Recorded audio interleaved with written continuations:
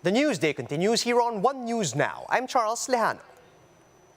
Benhur Abalos, the campaign manager of presumptive President Bongbong Marcos, will be the next Interior Secretary.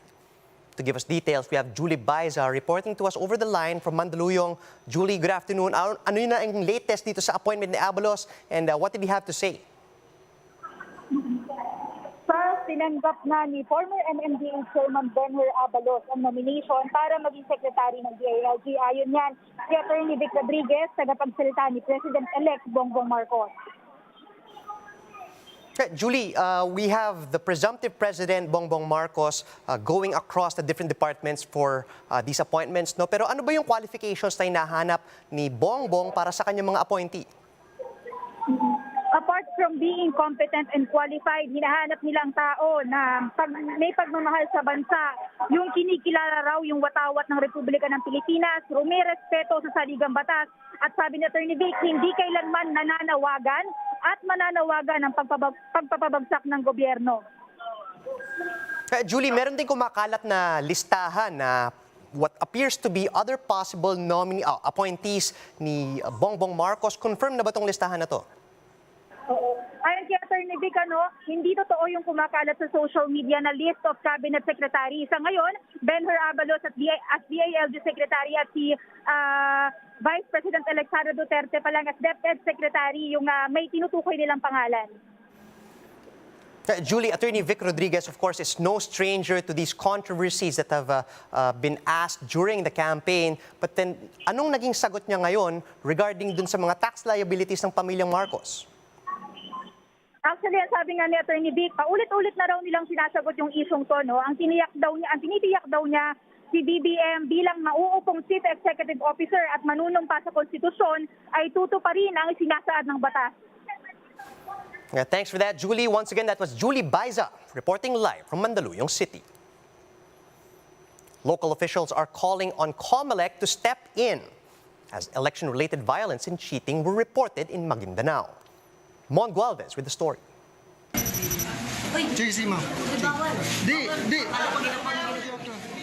This video of a woman shading the ballot of a voter has been making rounds online. This reportedly happened in Pandag, Maguindanao during election day. Based on COMELEC rules, assisting a voter is allowed only for senior citizens, persons with disabilities, and the uneducated. However, the voter can be seen with a cell phone on her lap. Mayoral candidate Ogie Balayman cried foul over this. Yung bata na yun, ay butante ho namin yun.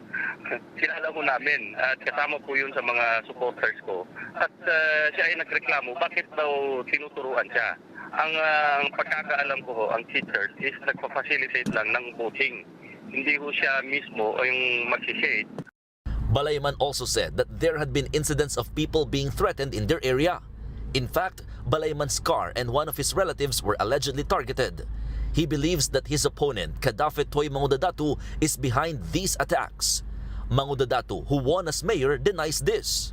Sino nagbaril? Sila mo baril na sasakyan na? Siya mismo or sino? Kasi unang-una, kung encounter yon, according to the other is cinematic. At ang binaril, yung sasakyan ko, ako mismo gustong patay nun. Balayman is now calling on the COMELEC to declare failure of elections in Pandag. Because hindi nga natin nakita yung people's will. No?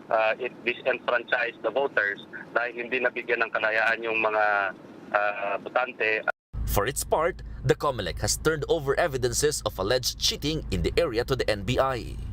For News 5, Mon Gualvez, we are One News. We'll bring you more stories after a quick break. Keep it here.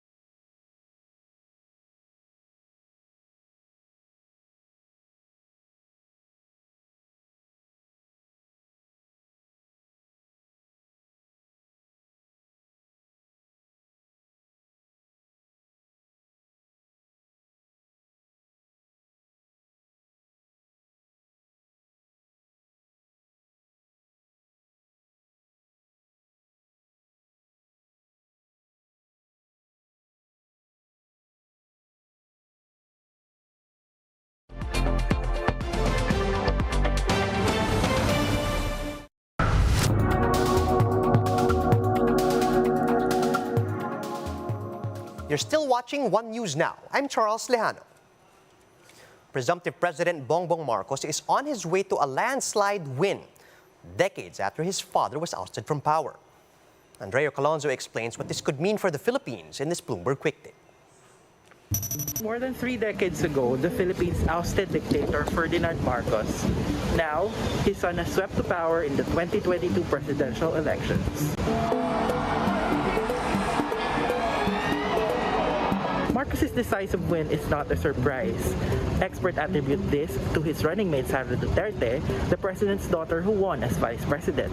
That also means that Marcos is likely to continue Duterte's policies, including in the economy and foreign affairs. Marcos Jr. also received support from political clans like the Garcias of Cebu, the country's second-largest city, and this contributed to his win, are reporting finds. Some observers also attribute Marcos's win to online disinformation, painting the dictatorship in a positive light.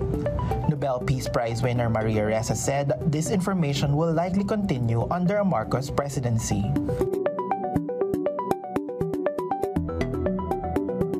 Marcos plans to focus on pandemic recovery, especially small businesses and tourism. He has also pledged to prioritize infrastructure and agriculture. He has depicted his father's rule as a golden age for these industries, despite economic downturn at that time. Marcos plans to maintain the Philippines' military alliance with the U.S., saying it's beneficial to both countries. That's after President Duterte shook up the defense alliance, at times threatening to end agreements with Washington. He's also seen as friendly to China and wants a bilateral deal with Beijing to settle tensions in the South China Sea.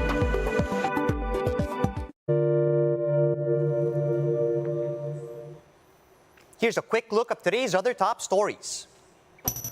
Some progressive groups held a Black Friday protest near the CCP complex in Pasay City earlier today.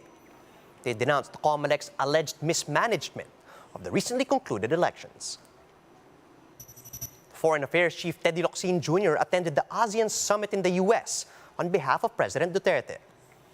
During the summit, U.S. President Joe Biden vowed to spend $150 million on infrastructure, security, and other efforts to counter China.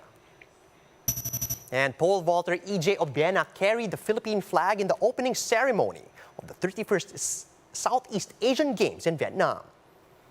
The Philippines is the defending overall champion after winning 149 gold medals in 2019.